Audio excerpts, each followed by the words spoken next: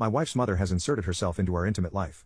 My wife and I have been romantically involved for 7 years and married for the last 5 years. My wife and her mother are very close.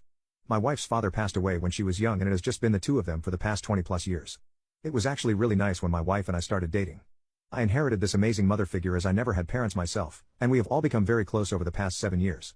My mother-in-law is very kind, loving and open. However, she can be a bit weird or quirky at times.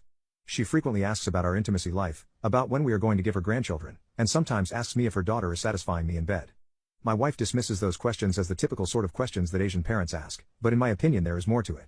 There are 2 other stories that stand out to me as even more strange. One day about 4 years ago when my wife and her mother out shopping, her mom suggested getting honker implants together.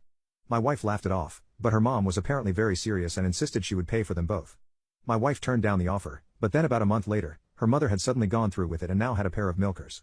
Another strange example is how my mother-in-law took a tour trip to Thailand recently. She came back happily bragging that she went to a brothel while there. Not that she just walked by one or went inside one, but that she was a paying customer at one.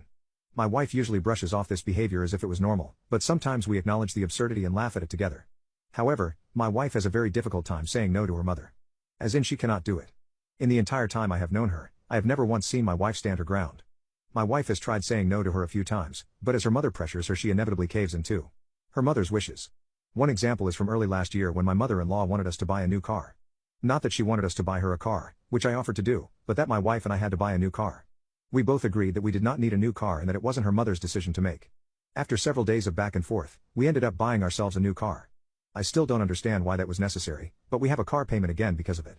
We have even tried me being the bad guy when this happens, and saying I was the one who didn't want to do something, but in every case, my wife eventually gives in and goes to her mother's side, even when she really doesn't want to do something.